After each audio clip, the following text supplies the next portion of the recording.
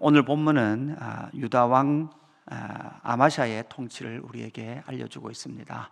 북이스라엘의 이야기, 하나님의 나라가 왜 망했는가라는 메인 스토리가 북이스라엘의 이야기와 함께 그 북이스라엘과 남유다의 관계뿐만 아니라 남유다의 죄악의 상까지도 우리에게 알려주고 있습니다. 결국은 하나님의 나라가 하나님 나라였던 이스라엘이 북이스라엘도 남유다도 망하는 역사 앞에 서게 되는데, 그 여정을 우리에게 알려주고 있습니다. 아달랴에서 요아스가 개혁을 이루었습니다. 성전을 보수하고 그렇게 제사장 요야다의 가르침 안에서 요아스의 통치가 참 아름다웠습니다. 그럼에도 불구하고 산당 제사를 없애지 못했습니다. 그 백성들이, 하나님의 나라 백성들이 백성들의 삶 깊이 산당 제사가 들어가 있었습니다. 백성의 삶 깊이 들어갔던 우상 숭배였던 산당 제사를 없애지 못했다라는 그 모습이 오늘 남유다의 왕이었던 아마샤의 모습에도 나타나 있습니다. 남유다의 실패, 그 남유다의 실패의 길을 가고 있는 모습을 14장에서도 우리에게 알려주고 있습니다. 우리는 남유다 왕들의 이야기를 할 때 다윗 언약을 꼭 기억을 해야 합니다. 하나님께서 유다 지파였던 다윗을 통하여서 하나님의 약속, 그 왕위가 영원하리라 라고 말씀하셨던 그 약속의 약속이 남유다 왕들에게 있습니다. 그 가운데에서도 남유다의 왕의 통치가 어떠했는지 오늘 아마샤의 모습에서 우리가 찾아보아야 합니다. 하나님의 약속이 있었음에도 불구하고 이 아마샤의 통치는 절반의 성공과 절반의 실패의 모습을 우리에게 보여주고 있다라는 것입니다. 3절 말씀에 보면 이렇게 기록하고 있습니다. 아마샤가 여호와 보시기에 정직히 행하였으나 그의 조상 다윗과는 같지 아니하였으며 그의 아버지 요아스가 행한 대로 다 행하였어도 4절 오직 산당을 제거하지 아니하였으므로 백성이 여전히 산당에서 제사를 드리며 분향하였더라, 이렇게 기록을 하고 있습니다. 절반의 성공은 무엇입니까?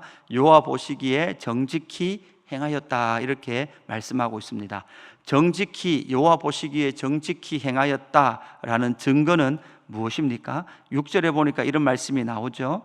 왕을 죽인 자의 자녀들을 죽이지 아니하였으니 이는 모세의 율법책에 기록된 대로, 이렇게 말씀하고 있습니다. 그러니까 이 아마샤의 아버지였던 요아스는 신하의 반역에 의해서 죽임을 당하거든요.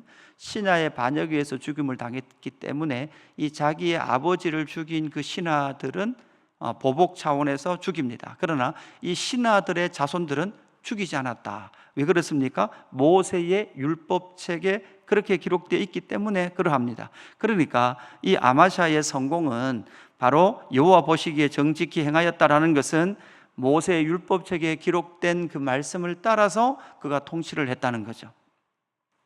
그럼에도 불구하고 제거하지 못했던 절반의 실패는 무엇입니까? 결국 산당을 제거하지 못했다.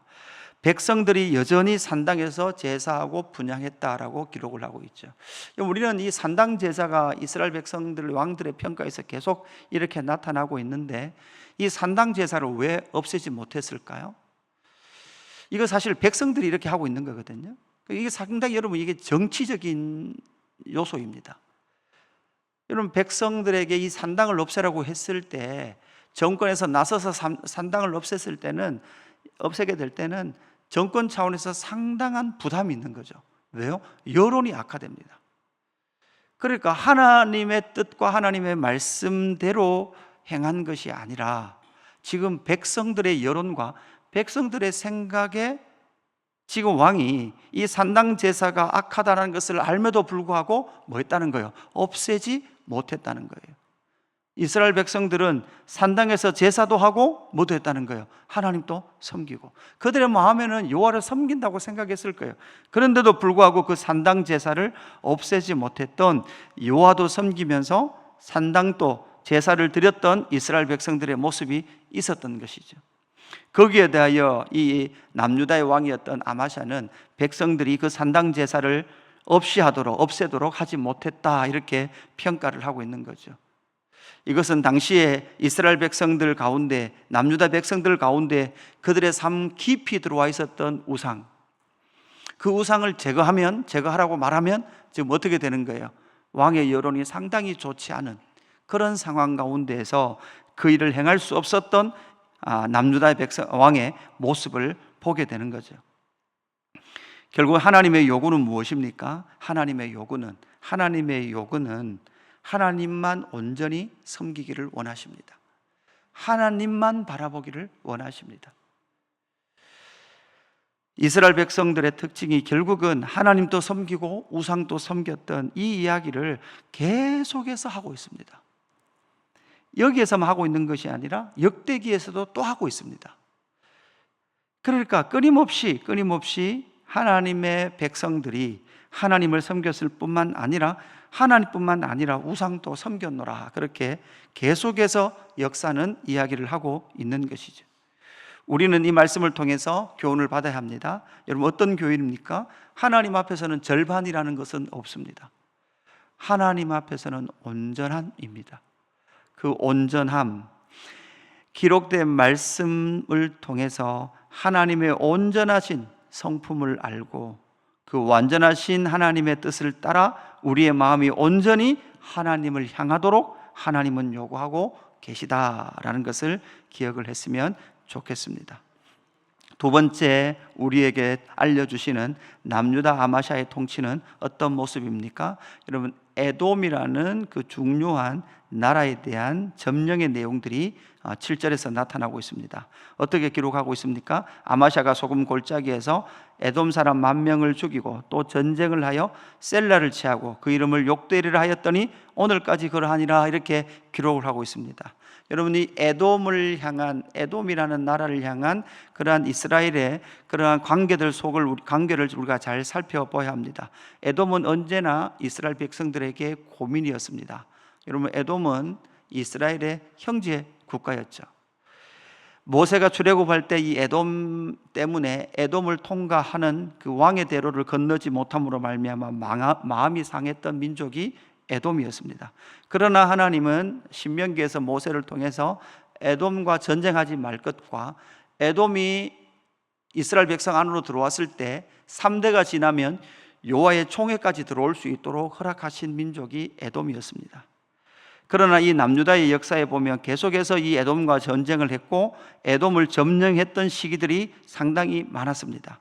그러다가 한 50년 정도 에돔은 독립을 차지하고 있다가 이 아마샤 때가 되면 또다시 에돔을 어떻게 돼요? 에돔을 자기의 속국으로 만들어 버리죠. 이것이 결국은 나중에 뒷부분에 나오는 이 북이스라엘과의 전쟁의 교만의 요소가 됩니다. 결국은 에돔을 정복하고 승리함을 통해서 이 아마샤가 어떻게 됩니까? 교만해지죠. 근데 그 교만하기 전에 역대하 25장 14절에 보면 이런 말씀이 나와요. 아마샤가 에돔 사람들을 죽이고 돌아올 때에 세일 자손의 신들을 가져와서 자기의 신으로 세우고 그것들 앞에 경배하며 분향한지라, 이렇게 역대기에서 기록을 하고 있죠. 여러분, 이 이후의 말씀이 이 일을 또 선지자가 책망해요. 아마샤를 책망합니다. 선지자가 그런 에돔의 신을 섬기면 안 됩니다 라고 책망할 때 이 아마샤가 어떡합니까? 그 선지자에게 말도 하지 못하도록 합니다. 당신 더 말하면 당신 죽일 거다. 그러니까 선지자가 입을 닫을 수밖에 없는 상태가 되어버리죠. 그러니까 이 에돔을 점령하고 에돔을 자기의 속국으로 만든 것을 넘어서 에돔이 섬기던 그 신을 가지고 들어왔던 거죠. 이런 관계가 계속되어집니다. 나중에 여러분, 남유다가 망할 때 바벨론이 쳐들어오잖아요. 바벨론이 쳐들어올 때 누가 앞잡이가 됩니까? 에돔이 남유다가 망하는 앞잡이의 노릇을 합니다. 나중에 이게 예수님 시대 때도 되면 어떻게 됩니까? 로마로부터 이스라엘이 망할 때 결국 여러분 누가 앞잡이가 됩니까? 헤롯 가문이 앞잡이가 됩니다. 그래서 예수님 시대 때도 헤롯 왕이 있었던 이유는 바로 헤롯은 에돔의 후손이었습니다. 끊임없이 여러분 이 남유다는 에돔을 점령하고 싶었고 에돔을 속국으로 그렇게 만들고 싶었습니다. 그러나 그 일은 결국은 어떤 일로 나타났습니까? 에돔의 우상을 섬길 뿐만 아니라 하나님의 나라가 망하는 일에 늘 에돔이 매개체가 되어서 이스라엘을 괴롭혔다라는 것을 우리가 보게 되는 것이죠. 우리는 이를 통해서 우리는 알아야 합니다. 여러분, 하나님의 나라는 큰 나라가 아닙니다. 제국이 아닙니다. 하나님의 나라는 복음으로, 하나님의 통치로 그 나라를 점령해 가야 되는 것이지 칼이나 폭력으로 점령해 갈 수 없다라는 것을 오늘 이 말씀에서 배우게 되는 것이죠. 결국은 이 에돔을 점령함을 통해서 이 남유다의 왕 아마샤는 어떤 상태에 빠집니까? 교만한 상태에 빠지게 됩니다.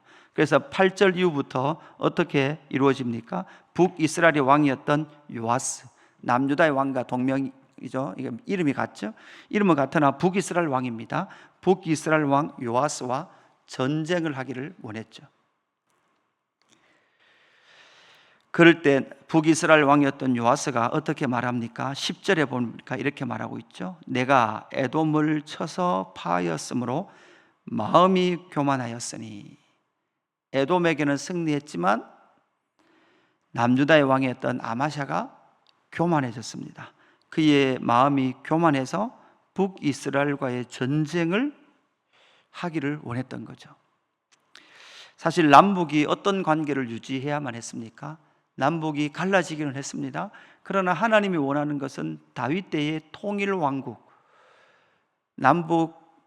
북이스라엘과 남유다 12지파가 모두 다 하나님의 왕권을 인정하며 하나님의 통치를 담아내기를 하나님이 원하셨던 것이죠. 결국은 남북이 전쟁을 하게 되고 유다의 이 아마샤가 전쟁에 패하게 됩니다. 전쟁에 패한 결과가 여러분 어떻게 됩니까? 교만의 결론을 잘 보시면 예루살렘 성벽이 무너집니다. 그뿐만 아니라 14절에 보니까 성전과 왕궁 곳간에 은금과 모든 기명이 탈취를 당하죠.